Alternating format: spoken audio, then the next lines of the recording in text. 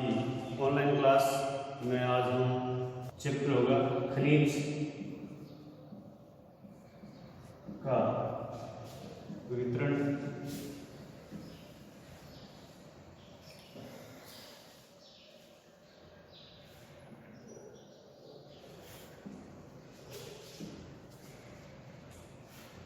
खनिजों को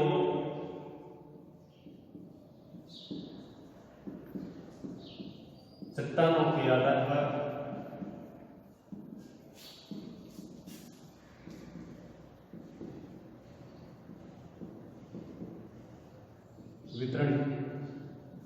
वितरित या बांटा जाएगा।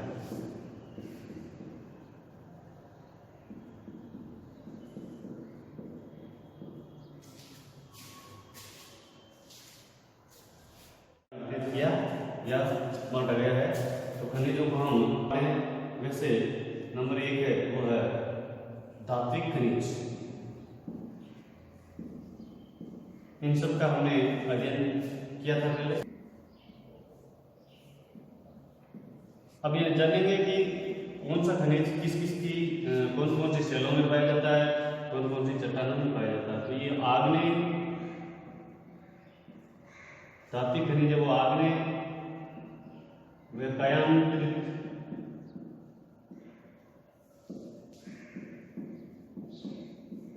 सेलों के बीच ये चट्टानों में पाया जाता है। उनका खनन करके फिर ये अवसादी चट्टानों में पाए जाते हैं। अधात्विक खनिज वो अवसादी चट्टानों में पाए जाते हैं। अवसादी चट्टानों का निर्माण किससे होता है? अवसादी चट्टानों का निर्माण होता है मृत जीवाश्म वे पेड़ पौधों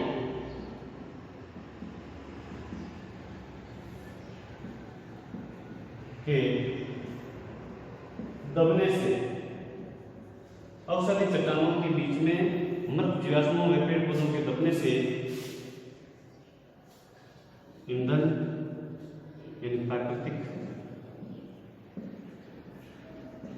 गैस पेट्रोलियम खनिज मिलते पाए जाते हैं। पेट्रोलियम खनिज पाए जाते हैं। ये क्या धात्विक खनिज है, अवसादी चट्टानों में पाए जाते हैं। और अवसादी चट्टानों में मृत जीवाश्मों में पेड़ पौधों के दबने से ईंधन और प्राकृतिक गैसें जैसे पेट्रोलियम वगैरह ये मिलती है। अब हम आगे अध्ययन करेंगे कि इन खनिजों का विश्व में 7 महाद्वीप है। विश्व के 7 महाद्वीपों में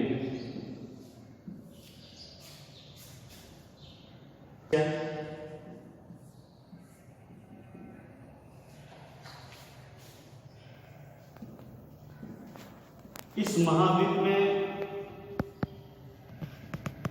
लॉएस का बहुत बड़ा उत्पादन तथा एशिया महाद्वीप विश्व के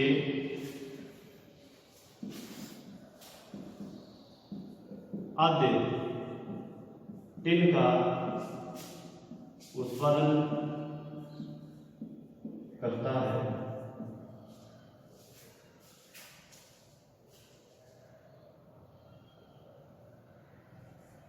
प्रमुख देशों में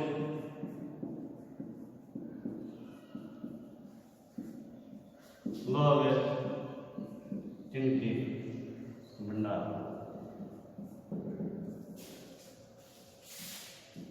एशिया महाद्वीप में चीन, मलेशिया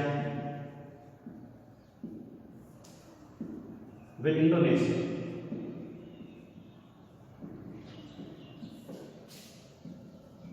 में इन खनिजों के भंडार हैं, निक्षेप हैं।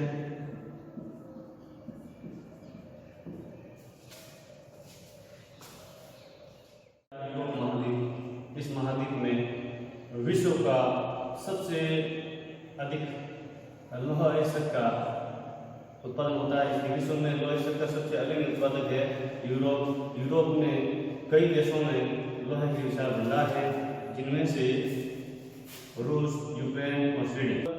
तो रूस, यूक्रेन, स्वीडन और फ्रांस में लोहे के विशाल भंडार हैं। और उत्तरी अमेरिका में यहाँ पर 3 स्थानों पर विभिन्न प्रकार के खनिजों के विशाल भंडार पाए जाते हैं, जिनमें से नंबर 1 ग्रेट लेक्स प्रदेश, दूसरा कनाडियन शिल्ड प्रदेश, तीसरा है अपलेशियन प्रदेश। यहाँ पर प्रमुख रूप से लौह, तांबा, निकेल पाए जाते हैं। दक्षिण अमेरिका महाद्वीप में उच्च कोटि का सबसे बड़ा उत्पादक, उच्च कोटि का लौह एशिया महाद्वीप में होता है, लेकिन यह लौह अयस्क का होता है। और यहाँ पर उच्च कोटि का लौह होता है, जो सब विश्व के अंदर सबसे अच्छे लोहे की क्वालिटी वो है दक्षिण अमेरिका के अंदर पाया जाता है। दक्षिण अमेरिका के अंदर भी, ब्राजील के अंदर। चिली और पेरू 2 देश हैं जहाँ पर तांबे के उत्पादन सबसे अधिक होता है, इसलिए वो तांबा उत्पादन में अग्रणी देश हैं। और यहाँ पर तेल के भंडार भी बहुत अधिक मात्रा में पाए जाते हैं। विश्व में सबसे बड़ा उत्पादन ब्राजील में, बोलिविया में होता है।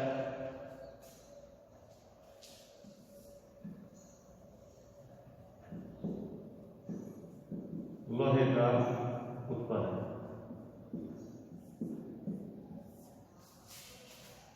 दक्षिणी अफ्रीका कहा जाता है, अफ्रीका के अंदर खनिजों के विशाल भंडार है, इसलिए अफ्रीका को खनिजों का धनी भी कहा जाता है। अफ्रीका महाद्वीप को खनिजों का धनी भी कहा जाता है। अफ्रीका खनिज संसाधनों का सबसे धनी प्रदेश है। यहाँ पर या ये महाद्वीप सोना, हीरा, प्लेटिनियम का विश्व का सबसे बड़ा उत्पादन करने वाला महाद्वीप है। यहाँ पर सोने की खाने हैं। ऑस्ट्रेलिया में बॉक्साइट का सबसे बड़ा उत्पादन होता है और यहाँ पर सोना, हीरा, तांबा, टिन और निकेल के विशाल भंडार भी पाए जाते हैं। यहाँ पर 2 जगह सोने की खाने हैं। नंबर 1 काल धुली। ये क्वेश्चन बनता है कभी कभी कि विश्व के अंदर ऑस्ट्रेलिया की 2 प्रसिद्ध सोने की खानों का नाम बताइए। तो अगर फिर अगर काल धुली, दूसरा है कोलागारी। ये क्या है?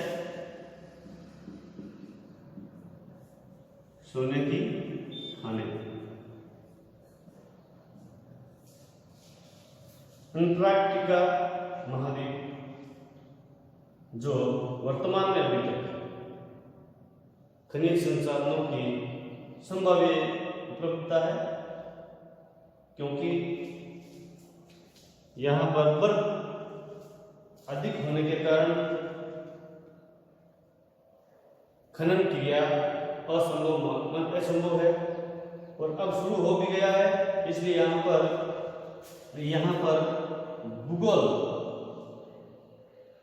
विज्ञान सबसे अग्रणी है और यहाँ पता लगा गया है कि सोना, चांदी, लौह अयस्क और तेल के भरपूर खनिज भंडार यहाँ अंटार्कटिका महाद्वीप में पाया जाता है।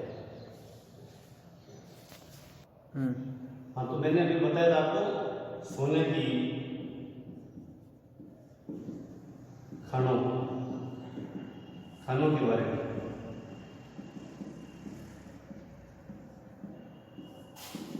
विश्व की प्रसिद्ध 2 खाने। नंबर 1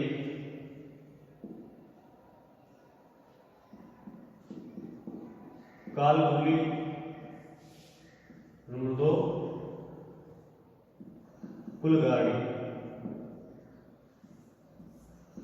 ये कहाँ पाई जाती है?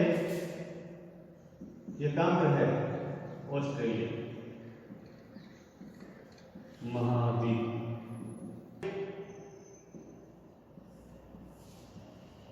उपयोग में खनिजों का बहुत ज़्यादा उपयोग होता है। रत्न उद्योगों में हीरा, सोना, चांदी, इन सभी खनिजों का उपयोग होता है। और कई प्रकार के आभूषणों का निर्माण किया जाता है, गहनों का बनाया जाता है। और इन रत्न उद्योगों में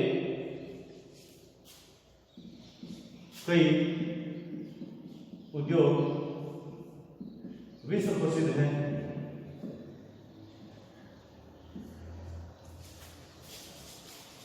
सिक्कों में, पाइप निर्माण कार्य में, उद्योगों में तांबा धातु का उपयोग किया जाता है।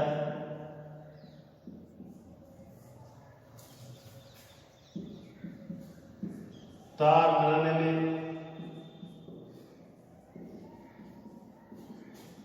तांबा का प्रयोग किया जाता है।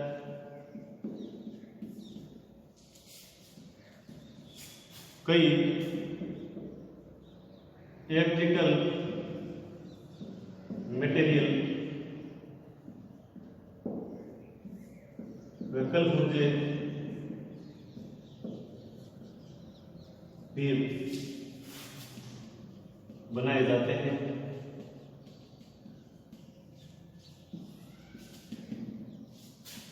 सिलिकॉन धातु जो क्वार्टज के अयस्क से बनता है। इस सिलिकॉन का प्रयोग कंप्यूटर में कई प्रकार के यंत्र बनते हैं,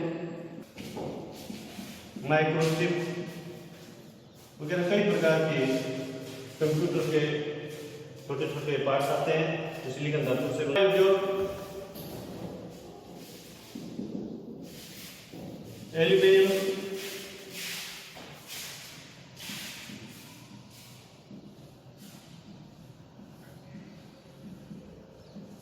धातु का सबसे बड़ा उपयोग होता है। एल्यूमिनियम धातु का उपयोग ऑटोमोबाइल उद्योग में सबसे ज्यादा होता है, जो हर प्रकार के छोटे मोटे पार्ट्स बनते हैं मशीनों के। हवाई जहाज के निर्माण भी एल्यूमिनियम धातु से होता है।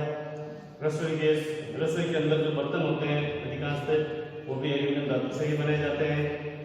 तो इस प्रकार से हम ये अध्ययन करते हैं तो पाया जाता है कि खनिजों का उपयोग विभिन्न उद्योगों में विभिन्न प्रकार के खनिजों का उपयोग किया जाता है। इन खनिजों का संरक्षण कैसे करेंगे? इन खनिजों का संरक्षण हम स्वयं इसकी बर्बादी की, खनन प्रक्रिया की बर्बादी को रोक करके करना होगा और धातुओं का पुनर्चक्रण करना ही एकमात्र तरीका है। इसलिए कहा जाता है कि खनिज अनवीकरणीय संसाधन है और खनिजों के निर्माण और उसके संचयन में हजारों वर्ष लगते हैं। इसलिए इसका खपत कम मात्रा में करनी चाहिए और उसका बर्बाद नहीं करना चाहिए, क्योंकि ये वापस नवीकरणीय साधन है, नवीकरणीय नहीं है और इसके बनने में हजारों वर्ष लग जाते हैं। इसलिए हमें इसकी बर्बादी को रोकना चाहिए और पुनर्चक्रण करके ही इसको संरक्षण किया जा सकता है, इसको संरक्षित किया जा सकता है।